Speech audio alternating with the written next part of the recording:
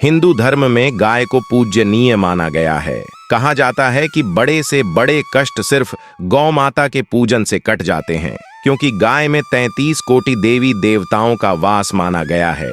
गाय की सेवा से सभी देवी देवता प्रसन्न होते हैं, साथ ही परिवार को सुख समृद्धि और अच्छे स्वास्थ्य का वरदान मिलता है। गाय की सेवा से कुंडली का कोई भी दोष दूर हो सकता है और पितृदोष आदि के कारण आने वाली बाधाओं से भी मुक्ति मिलती है। गाय को हिंदू दर्शन में मां का सम्मान दिया गया है। शिव पुराण एवं स्कंद पुराण में कहा गया है कि गोसेवा और गोदान से यम का भय नहीं रहता है। गाय के पैरों की धूल का भी अपना महत्व है। गरुड़ पुराण और पद्म पुराण में गाय के पांवों की धूल को पाप विनाशक माना गया है। ज्योतिष एवं धर्मशास्त्रों में बताया गया है कि गोधूली वेला विवाह आदि मंगल कार्यों के लिए सर्वोत्तम मुहूर्त है।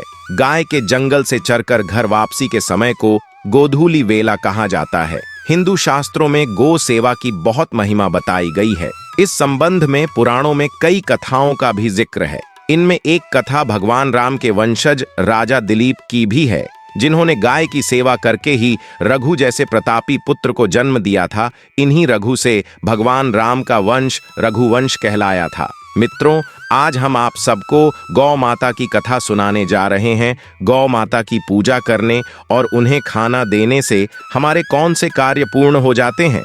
इस कथा को सुनने के बाद आप सब बहुत प्रसन्न होंगे और आपके कष्ट दूर हो जाएंगे। चलिए कथा को प्रारंभ करते हैं। एक समय की बात है, क्षीर सागर में भगवान विष्णु शेषनाग की सैया पर लेटे थे और माता लक्ष्मी पास में बैठी भगवान विष्णु के पैर दबा रही थी। पैर दबाते दबाते वह अचानक से रुक गई। तभी भगवान विष्णु माता लक्ष्मी से पूछते हैं, क्या हुआ देवी, रुक क्यों गई? आप क्या सोच रही हैं? तभी माता लक्ष्मी ने कहा, प्रभु, आप तो तीनों लोक के स्वामी हैं और त्रिकालदर्शी भी, आपको सब पता है। मेरे मन की कोई भी बात आज तक छिपी है? मेरे मन में क्या प्रश्न है? प्रभु, आपको भली भांति पता है। भगवान श्री विष्णु कहते हैं, हे देवी लक्ष्मी, मैं आपकी चिंता को जानता हूँ और यह भी जानता हूँ कि आप समस्त मनुष्य जाति और जगत के कल्याण के लिए ही चिंतित हैं। आप निसंकोच होकर पूछे, आपके मन में जो भी प्रश्न हो। फिर देवी लक्ष्मी कहती हैं, भगवान, यदि आप चाहते हैं तो मैं आपसे एक प्रश्न पूछने की चेष्टा करती हूँ। देवी लक्ष्मी कहती है, भगवान, आज मैंने पृथ्वी लोक पर बड़ा ही विचित्र दृश्य देखा। तभी भगवान विष्णु पूछते हैं, देवी, ऐसा क्या देखा पृथ्वी लोक पर? माता लक्ष्मी कहती है, प्रभु, मैंने पृथ्वी लोक पर देखा कि कुछ अत्याचारी गायों की हत्या कर रहे थे और उन्हें मार रहे थे। वहीं कुछ सज्जन मनुष्य गायों की पूजा भी कर रहे थे। तो प्रभु, यह सब दृश्य देखकर मेरा मन बहुत ही व्यथित है।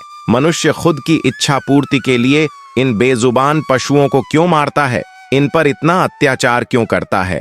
हे स्वामी, मेरे मन में यह जानने की इच्छा हो रही है कि जो मनुष्य गाय की पूजा करता है, उसकी सेवा करता है, उसे क्या फल मिलता है? और जो अत्याचारी मनुष्य गायों को मारता है, उन पर अत्याचार करता है, उन्हें कौन सा दंड मिलता है? भगवान देवी लक्ष्मी की ओर मुस्कुराते हुए देखते हैं और कहते हैं, देवी, आपने बहुत ही उत्तम प्रश्न पूछा है। जो गायों को कष्ट देता उन्हें मारता है, उसे तो उसके पाप किए हुए कर्मों की सजा नरक में अवश्य मिलती है, परंतु जो गायों की पूजा करता है, उनकी सेवा करता है, उन्हें स्वर्ग लोक की प्राप्ति होती है। गौ माता की सेवा करने से पृथ्वी लोक पर और देवलोक में मनुष्य को कौन सा फल मिलता है? देवी, मैं आपको एक कथा के माध्यम से आपको समझता हूँ। हे देवी, आप इस कथा को ध्यान से सुने।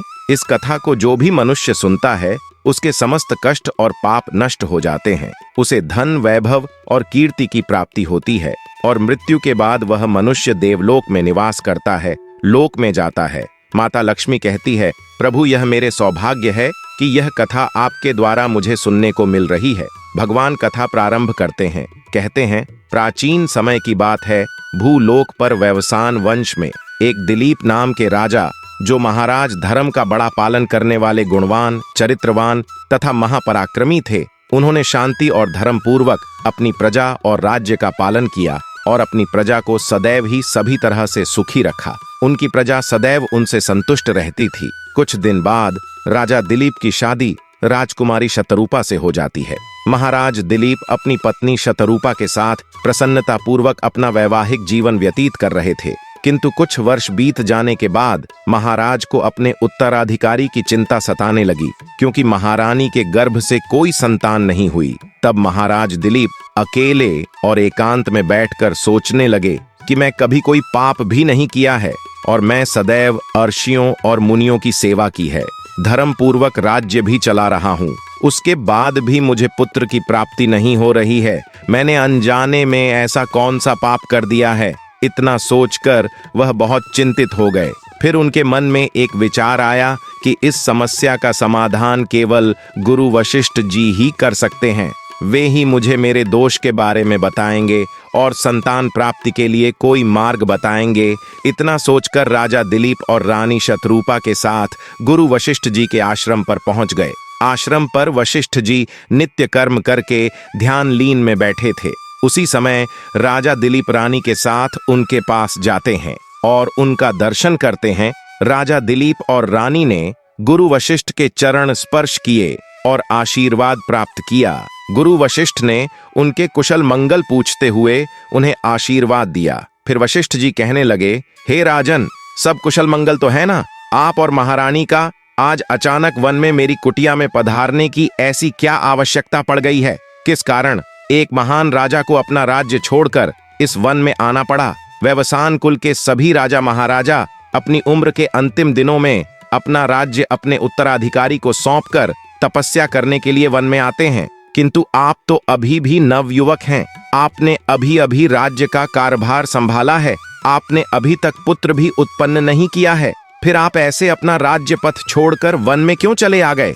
यह आप जैसे महान और पराक्रमी राजा को शोभा नहीं देता है। इतना सब सुनने के बाद राजा दिलीप बोलते हैं, हे गुरुवर, मैं यहाँ जंगल में आपके यहाँ पर तपस्या करने के लिए नहीं आया हूँ गुरुदेव, मैं आपके पास सहायता मांगने के उद्देश्य से आया हूँ। कृपया आप मेरा मार्गदर्शन कीजिए, मैं बहुत कष्ट में हूँ। फिर महर्षि वशिष्ठ कहते हैं, हे राजन, आपके जैसे महान राजा को भला किस बात के लिए मेरा मार्गदर्शन चाहिए?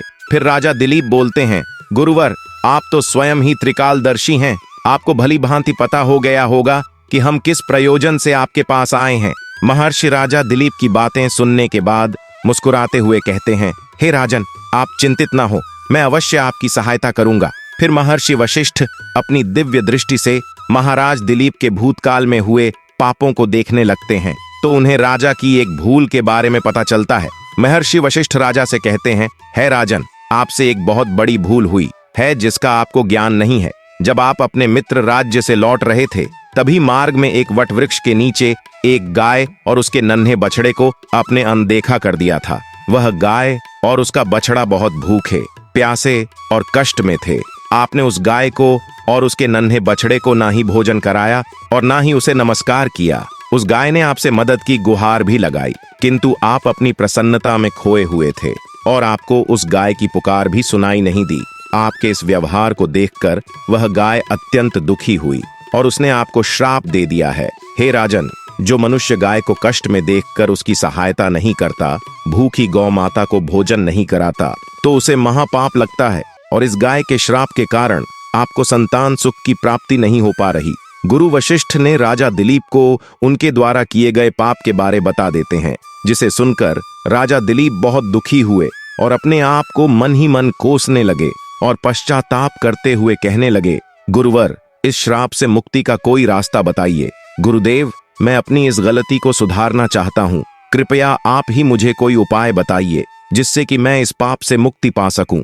मेरा यह अपराध क्षमा पात्र नहीं है, किंतु फिर भी मैं प्रायश्चित करना चाहता हूँ। फिर महर्षि वशिष्ठ कहने लगते हैं, हे राजन, आप चिंतित ना हो, इस पाप से मुक्ति पाने का कोई ना कोई उपाय अवश्य होगा। और वह थोड़ी देर सोचने के बाद बोलते हैं, राजन, आप मेरे आश्रम की कामधेनु नाम की गाय की सेवा करो। वह उसी गाय की पुत्री है जिसकी आपने सहायता नहीं की थी। आप इसे अपने साथ ले जाइए और अपनी पत्नी के साथ मिलकर गाय की सेवा करो, उसकी पूजा करो, वह तुम्हें अवश्य पुत्र प्रदान करेगी। तभी अचानक से वह कामधेनु गाय बाहर से उस आश्रम में प्रवेश करती है। उस गाय को अपनी ओर आता देखकर महर्षि वशिष्ठ बोले, हे राजन, आप भाग्यशाली हैं, देखिए, केवल स्मरण करने मात्र से ही कल्याण करने वाली यह गाय स्वयं चलकर आई है। यह गाय निश्चित ही आपके दुख दूर करेगी और आपके पापों का निवारण करेगी। आप जंगल में इस नंदिनी गाय के पीछे पीछे चलकर इसकी सेवा करो, जंगल में रहने वाले पशुओं से इसकी रक्षा करो और जंगल से वापस आश्रम में लौट आने पर रानी शतरूपा इस गाय की सेवा करें, पूजा आराधना करें। इससे प्रसन्न होकर यह गाय तुम्हें अवश्य ही पुत्र प्रदान करेगी। राजा दिलीप ने गुरु वशिष्ठ की बातें मानी और फिर गाय को चराने के लिए प्रतिदिन जंगल में लेकर जाने लगे। जब वह गाय चलने लगती तो महाराज उसके पीछे पीछे चलते, इधर उधर से हरी हरी घास लाकर उस गाय को खिलाने लगते। जब वह गाय किसी वृक्ष के नीचे बैठती तो उसके लिए तालाब से पानी लाते आदि और अपने हाथों से उसके मस्तक को सहलाते। इस प्रकार से महाराज उस गाय की सेवा में लग रहे। जब शाम हुई तो महाराज उस गाय के साथ आश्रम में लौट आए। आश्रम में पहुंचते ही उस गाय ने महाराज ने अपनी जीभ से चाटना शुरू कर दिया, जिससे महाराज का शरीर पवित्र हो गया और उसके सभी पाप नष्ट हो गए। उसके बाद महारानी शतरूपा ने आगे जाकर कामधेनु गाय के आगे हाथ जोड़े और विधि पूर्वक उसका पूजन किया और चरणों में मस्तक झुकाया। फिर उस गाय ने उस रानी की पूजा को स्वीकार किया और रानी पर अपनी दृष्टि डालकर उसके सभी दोष समाप्त कर दिए। गाय की दृष्टि पड़ते ही रानी अत्यंत पवित्र हो गई। इस प्रकार से राजा दिलीप को उस गाय की सेवा करते हुए 30 दिन बीत गए। फिर 31वें दिन महाराज जब गाय को लेकर जंगल में गए तो वह गाय चढ़ते चढ़ते कैलाश पर्वत पर चली गई। उसके पीछे पीछे राजा दिलीप भी चले गए। वहां उस पर्वत पर खड़े होकर वह कैलाश पर्वत की सुंदरता को एकटक निहार रहे थे। इतने में ही अचानक से एक सिंह ने आकर उस गाय को बलपूर्वक दबोच लिया। राजा को उस सिंह के आने की आहट तक नहीं मालूम हुई। गाय ने जोर से कहा, महाराज मेरी रक्षा करो।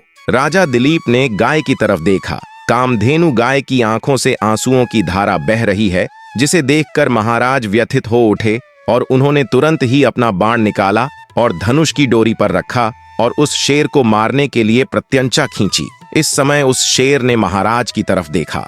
उस शेर की दृष्टि पड़ते ही महाराज का शरीर जैसे बर्फ की तरह जम गया हो। उनकी शक्ति क्षीण हो गई, उनका सारा बाल शून्य हो गया। अब तभी उस सिंह ने गर्जना भरी आवाज में कहा है, राजन, मेरे ऊपर प्रहार करना तुम्हारे बस की बात नहीं है, क्योंकि भगवान भोलेनाथ मेरी ही पीठ पर पैर रखकर नंदी पर विराजमान होते हैं। इसीलिए तुम मुझे मारने की चेष्टा मत करो। अगर तुम मुझे करने की कोशिश करोगे तो निष्फल रहोगे। अब तुम यहाँ से लौट जाओ। विधाता ने इस गाय को आज मेरा भोजन नियुक्त किया है, इसीलिए तुम इसमें दखल देने की कोशिश मत करो। मैं जानता हूँ तुम सूर्य वंश में जन्मे हुए राजा दिलीप हो। तुम्हें अभी यह ज्ञात नहीं, इस कैलाश पर्वत पर भगवान भोलेनाथ की माया फैली हुई है, इसीलिए तुम यहाँ से तुरंत ही चले जाओ। फिर राजा दिलीप बोलने लगे, हे सिंहराज, कृपया आप इस गाय को न मारे। यह महर्षि वशिष्ठ जी की संपूर्ण मनोरथ को पूर्ण करने वाली कामधेनु गाय है। इसकी हत्या ना करें।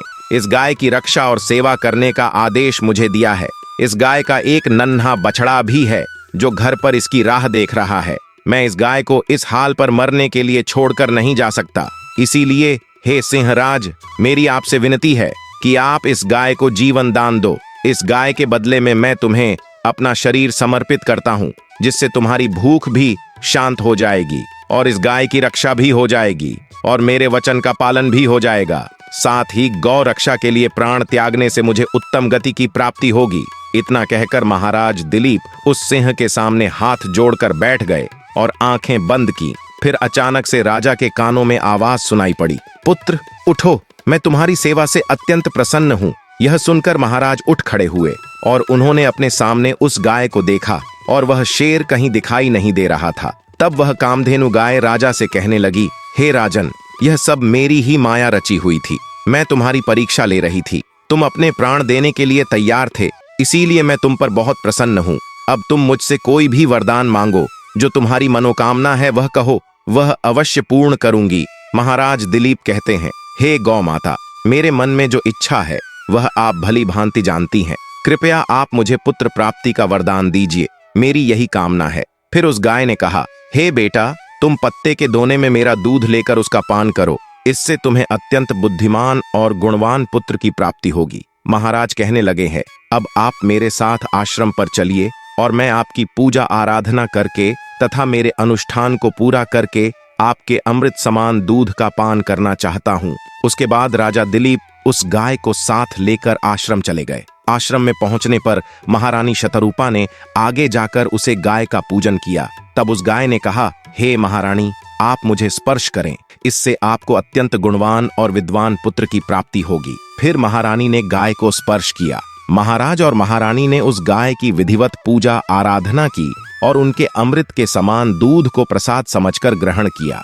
महर्षि वशिष्ठ कहने लगे, हे राजन, अब आप अपने पाप से मुक्त हो चुके हैं, तुम्हारी मनोकामना अवश्य पूर्ण होगी। इस प्रकार से महाराज दिलीप द्वारा गाय की सेवा करने से उन्हें 2 पुत्र और 3 कन्याओं की प्राप्ति हुई। बहुउपयोगी गाय सभी प्रकार के वास्तु दोषों को भी दूर करती है। जिस स्थान पर भवन का निर्माण करना हो, यदि वहां पर बछड़े वाली गाय को बांध दिया जाए तो उस स्थान के सभी संभावित वास्तु दोष स्वतः ही ठीक हो जाते हैं और निर्माण कार्य पूरा होने तक किसी तरह की बाधा नहीं आती है।